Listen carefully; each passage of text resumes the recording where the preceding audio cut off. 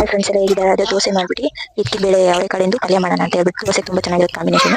ಅದಕ್ಕೆ ಒಂದು ಕುಕ್ಕರ್ಗೆ ಎಣ್ಣೆ ಹಾಕಿ ಈರುಳ್ಳಿ ಹಾಕಿ ಫ್ರೈ ಮಾಡ್ಕೊತಾ ಇದ್ದೀನಿ. ಅದನ್ನು ಸ್ವಲ್ಪ ಕೆಂಪು ಕಲರ್ ಆದಮೇಲೆ ಅದಕ್ಕೆ ಟೊಮೊಟೊ ಹಾಕಿ ಮತ್ತೆ ಫ್ರೈ ಮಾಡ್ಕೊತಿದ್ದೀನಿ. ಅದು ಸಾಫ್ಟ್ ಆಗೋ ತನಕ ಫ್ರೈ ಮಾಡಬೇಕು. ಆಮೇಲೆ ಬೇಳೆನ ನೆನೆನೆ ನೆನೆಸಿ ಇಟ್ಕೊಂಡಿದ್ದೆ. ಇದನ್ನು ಮೊಟ್ಟೆನೂ ಹಾಕ್ಬಿಟ್ಟು ಮಾಡ್ತಾರೆ ಮಸಾಲಾನ, ಚೆನ್ನಾಗಿರುತ್ತೆ ದೋಸೆ ಜೊತೆ ಕಾಂಬಿನೇಷನು. ಮೊಟ್ಟೆ ಎಲ್ಲ ಸ್ಕೂಲ್ ಕಟ್ಕಳ್ಸಲ್ಲ ಅಂತ ಹೇಳ್ಬಿಟ್ಟು ನಾನು ಇಕ್ಕಿದ ಬೇಳೆನೂ ಹಾಗೆ ಆಲೂಗಡ್ಡೆ ಹಾಕಿ ಮಾಡ್ತಾಯಿದ್ದೀನಿ. ಸಣ್ಣದಾಗಿ ಹೆಚ್ಚಿಟ್ಕೊಂಡಿರೋ ಆಲೂಗಡ್ಡೆ ಇಕ್ಕಿದ ಬೇಳೆ ಎಲ್ಲ ಹಾಕಿ ಒಂದ್ಸಲ ಮಿಕ್ಸ್ ಮಾಡ್ಕೊಬೇಕು. ಚೆನ್ನಾಗಿ ಮಿಕ್ಸ್ ಆದಮೇಲೆ ಅದಕ್ಕೆ ಇವಾಗ ಮಸಾಲೆಗೆ ರುಬ್ಕೊಂಬರೋಣ. ಈರುಳ್ಳಿ, ಟೊಮೊಟೊ, ಹಿಂಕಾಯಿ, ಒಂದು ಒಳಗೆ ಶುಂಠಿ, ಬೆಳ್ಳುಳ್ಳಿ ಎಲ್ಲ ಜಾರ್ಗೆ ಹಾಕೊಂಡು ಇದು ಅರಿಶಿನ ಪುಡಿ ಹಾಕೊಂಡು ಇದ್ದೀನಿ. ಮಾಮೂಲಿ ಎಲ್ಲ ಅದೇ ಮಸಾಲೆನೇ, ಏನು ಜಾಸ್ತಿ ಎಕ್ಸ್ಟ್ರಾ ಏನು ಹಾಕಲ್ಲ ನಾನು. ಚಕ್ಕೆ, ಒಂದೆರಡು ಲವಂಗ, ಒಂದು ಏಲಕ್ಕಿ, ಒಂದು ಸ್ವಲ್ಪ ಗಸಗಸೆ, ಧನಿಯಾ ಪುಡಿ, ಖಾರದ ಪುಡಿ ಹಾಕಿ ಕಾಯಿಸ್ಕೊಂಡು ಹಾಕೊಂಡು ಅದಕ್ಕೆ ಒಂದು ಸ್ವಲ್ಪ ಕಡಲೆ, ಕೊತ್ತಂಬರಿ ಸೊಪ್ಪು ಹಾಕಿ ರುಬ್ಕೊತೀನಿ. ಉಳಿಯೋದು ಎಲ್ಲ ಮಾಡಲ್ಲ, ಹಾಗೆ ರುಬ್ಕೊತೀನಿ ಹಸಿ ಥರನೇ. ಅದು ಬೇಯ್ತಾ ಇರೋದು ಬೇಳೆ ಮತ್ತು ಆಲೂಗಡ್ಡೆಗೆ ಅದನ್ನ ಮಿಕ್ಸ್ ಮಾಡಿಬಿಟ್ಟು ರುಚಿ ತಕ್ಕಷ್ಟು ಉಪ್ಪು ಹಾಕಿ ಅದನ್ನೊಂದು ವಿಷಲ್ ಕೂಗಿಸ್ಕೊಂಡೆ. ಇವಾಗ ಚಟ್ನಿನೂ ಮಾಡ್ಕೊತೀನಿ ಅದ್ರ ಜೊತೆಗೇನೆ.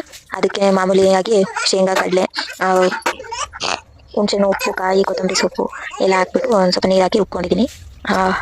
ಆಮೇಲೆ ಅದಕ್ಕೆ ಅದೇ ದೋಸೆ ಮಾಡಿಕೊಂಡು ಚೆನ್ನಾಗಿತ್ತು ಕಾಂಬಿನೇಷನ್ ಇಕ್ಕಿ ಬೇಳೆ ಸಾಂಬಾರ್ಗೆ. ಈ ಥರ ಮಾಡ್ತಾರೆ ಈ ಸೀಸನಲ್ಲಿ. ಮಾಮೂಲಿಯಾಗಿ ಮೊಟ್ಟೆ ಹಾಕಿ ಜಾಸ್ತಿ ಮಾಡ್ತಾರೆ. ಅದೇ ಮೊಟ್ಟೆ ಹಾಕಿ ಸ್ಕೂಲಲ್ಲಿ ಕಳ್ಸಲ್ಲ ಅಂತ ಹೇಳ್ಬಿಟ್ಟು ನಾನು ಆಲೂಗಡ್ಡೆ ಬೇರೆ ತರಕಾರಿಗಳನ್ನೆಲ್ಲ ಹಾಕೊಂಡು ಚೆನ್ನಾಗಿರುತ್ತೆ. ನೀವು ಒಂದ್ಸಲ ಟ್ರೈ ಮಾಡಿ ನೋಡಿ.